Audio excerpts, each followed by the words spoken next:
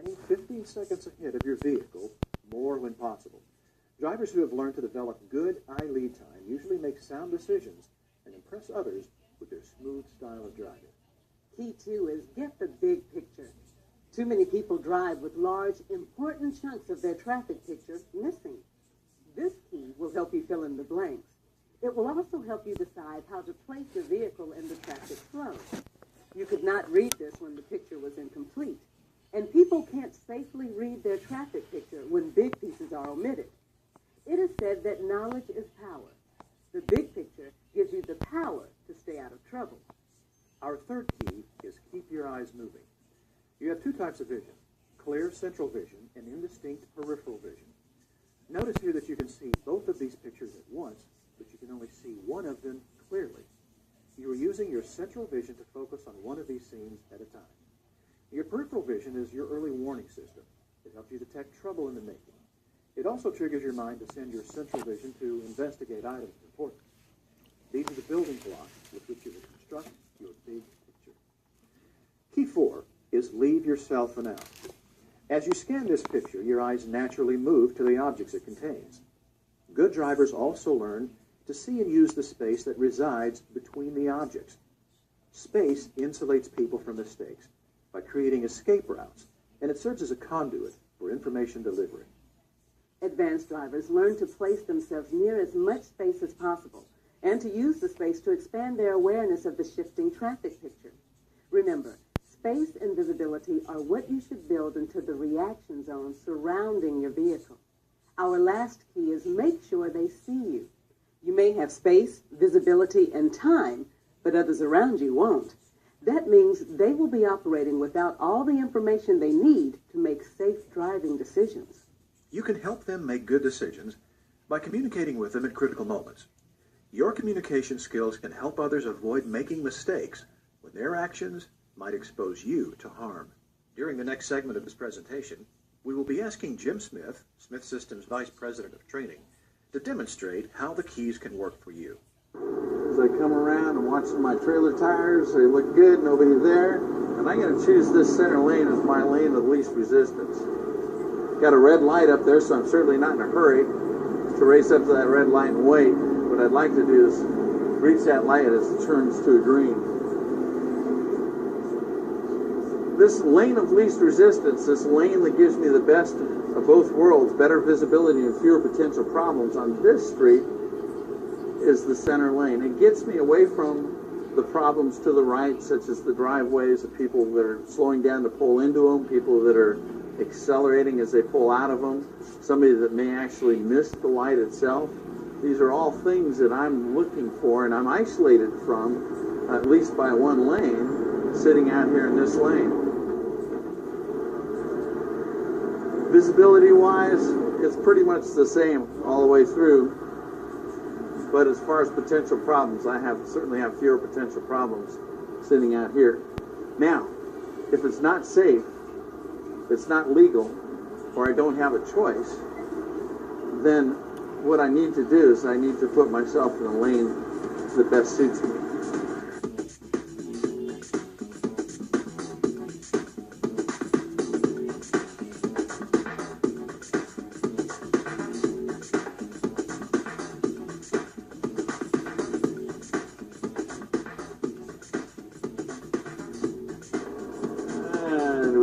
Folks go ahead for a couple of seconds.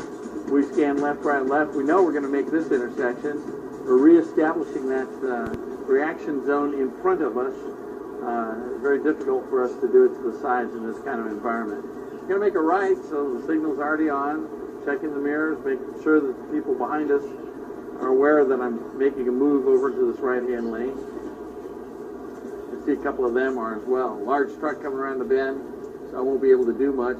I'm going to protect my space to the right, not allowing somebody enough room to get by over there. Checking to the left. It looks like we're good. I'll make a right turn in the right lane right away. I see that we've got a white truck out here. I'm going to move over just to get away from that truck. Give us a little space between us and him. United Van Line's building up speed, and that's what we've got to do, but we don't want to build up speed into his back door. We need to build up speed to get onto this highway. Many times we're using key number 4 to lead to find an escape path away from problems. Now we're going to use key number 4, leave yourself an out, to get into traffic. Signaling, I can see the cluster is coming up, so what I'll do is I'll start building my speed and get out onto this highway. Don't want to get too close to this United Van lines, because you can see as we get closer we can see less. When he passes the 60 mile an hour sign, I'll count following distance: 1001, 1002, 1003, 1004, 1005. Now, if you notice, there are a couple of vehicles that cut in front of us. I'll be turning off on this exit. There's a couple of vehicles cut in front of us, didn't do anything to our visibility. United Van Lines was our visibility problem, and when we follow so that we can see. Seeing's the issue. With the proper seeing distance, we'll have the proper stopping distance. Watching my right-hand mirror, checking my left as well to keep track of the people that are behind me. I'm signaling a turn into this right-hand, or center lane rather. We've got somebody that may be challenging me on the right side. And here he comes. He's going to come over. See, for him, he didn't really have the big picture. He had no lane to go into, and he's run himself all the way up into that. As I look for any emerging traffic on the right side, I see that we've got an open run over there. 3 vehicles up ahead in the right lane are running a little bit slow. I want to be in the right-hand lane because I want to turn right up at the top of the hill. Whoa, wait a minute. It looks like we got a wrecker up there. If you count from here to there, you'll get at least 15 seconds worth of my lead. So as I make my convenience lane change back into what is now my lane of least resistance, I get away from that problem up ahead, and we'll start watching the low aimers behind us. Look at them up there. They're just finding out at the last second that there's a problem. The silver car just saw it back here. She's got about the average eye lead, which is 8 seconds on a good day for a good driver. I'm reducing my speed. I'm cheating to the left. Now I'm going to make a lane change. Now that we're past that problem, into the right-hand lane.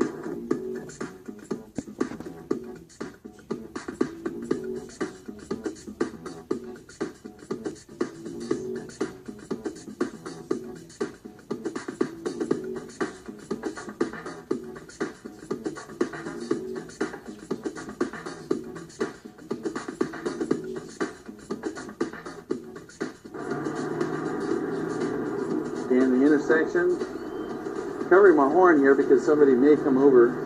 It looked like that white car was thinking about it, had his hand by the turn signal. So I check my mirrors. I want to check those every 5 to 8 seconds. Key number 3 is keep your eyes moving, and that's what I need to do to keep aware of my reaction zone and what's in it. Got somebody coming up kind of fast on the right side.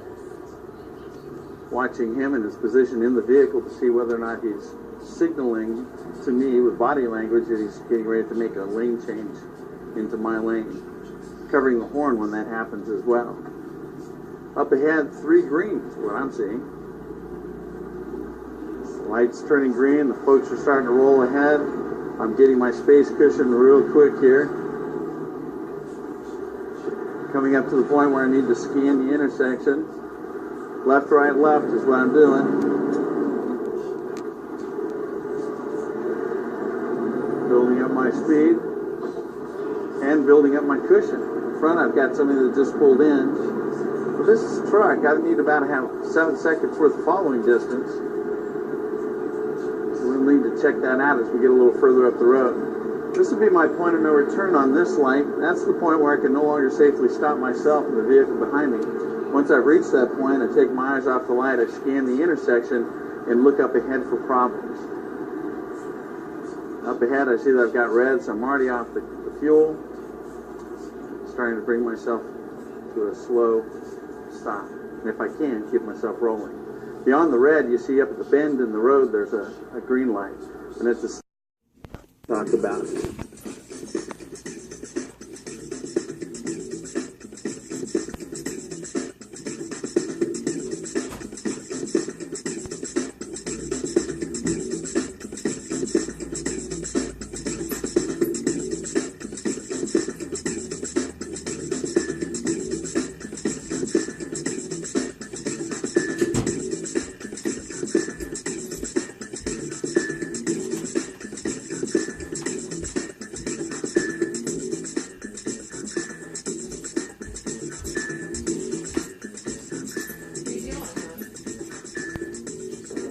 As I aim high in steering, I look 15 seconds ahead, I can see that I've got a stale red light.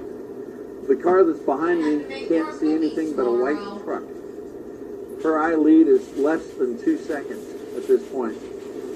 My lead now picks up a second light. So looking 15 seconds ahead allows me to see things that other drivers aren't seeing. Keep these people in mind. We'll see them again in a few minutes. These people that are sitting in this cluster are looking to the next vehicle. As they start to move, so will the people behind them. They're trusting the people in front of them to see and think for them.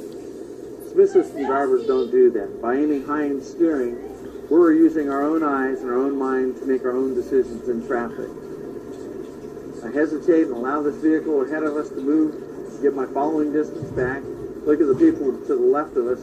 You notice that when one put on the brakes, the other one had to put them on right away because their following distance is less than 2 seconds. To my right, I've got space. To my left, I've got space. In front of me, I've got space. These are the drivers we spoke of earlier. This is a good example of how the pack mentality works. These people are moving from light to light as a group. There is space and visibility out here, but most of these people don't seem interested in it. Instead, you'll see the people in the pack stay there, and most of the drivers that have space accelerate through it so they can join the cluster. Jim is the exception. These people won't get to their destinations any sooner, but their inside-the-box positioning will make them more vulnerable to collisions. In addition, they are burning more fuel, and their driving styles are raising the maintenance costs of their vehicles as they stab their brakes and strain their transmissions while they stop and start unnecessarily. As you can see, this is happening in both directions. These people all left the light at about the same time, but they have chosen to compress their vehicles into a tight knot here. This behavior isn't useful, necessary, or safe. Jim broke out of the box, and you can too.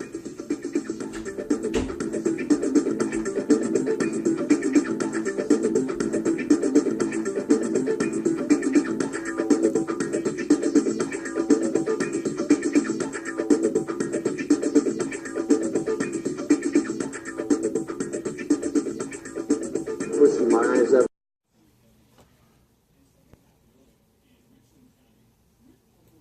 They don't really know what's going on, and they're without space as well. So space and visibility. Got a cluster coming up from behind, and I've got one ahead, and I'm in the space between the clusters. Key number 4, leave yourself an out. This space cushion is my out. And notice the whole string of traffic that's coming over on the right side. If I could make a move to the left now, I do that, find my lane of least resistance to get away from the potential merging traffic. Maybe after this black pickup truck goes by, I can do that. Scanning beyond this bridge work, see what kind of problems I have up ahead. I notice I've got more traffic that's up here merging. This white vehicle is going to be a possible problem, so what I'll need to do, she's moved ahead, I'll back off the pedal just a little bit, shave my speed so that she can help me regain that following distance as she accelerates away. Way down the road, you notice that there's either a construction vehicle of some sort or an emergency vehicle.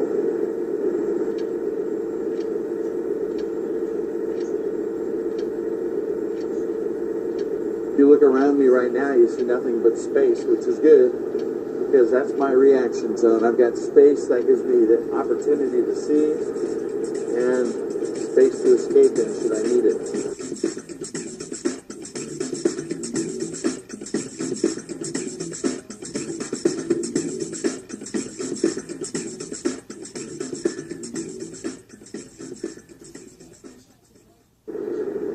Coming up a bit of an incline here.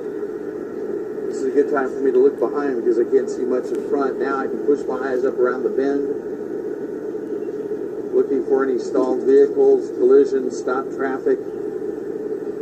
Many times if there's a mattress or some obstacle in the road where you can't really see what the problem is, but you can see people adjusting their lanes at the last second to avoid it. If you aim high in steering, get the information that pre-action zone allows you, you can detect those problems well in advance and make your moves early. And with a large truck, of course, it's important that you have plenty of time and space to make moves in traffic, because we can't make quick ones.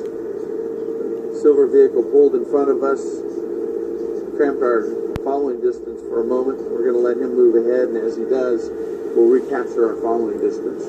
To the right, I've got space. To the left, I'm losing it. This is my reaction zone that's around me. If you look, I've got space. I can go in either direction. I've got space in front and to the rear.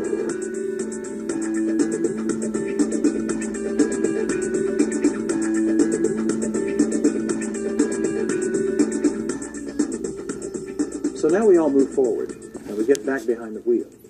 Some will continue to take unnecessary risks and jeopardize themselves and those around them. These may be the next people you encounter in traffic. You can protect yourself with the 5 keys of the Smith system. You can use space, visibility, and time to keep out of harm's way. And if you can do these things while conserving fuel, minimizing maintenance costs, and reducing the stress that can accompany driving, you will have accomplished a great deal. We hope you'll join the millions of people who have learned to use the Smith system to make their lives easier and safer. These can be the tools that will preserve your life. Please make them a part of your on-road activity. We thank you for your time.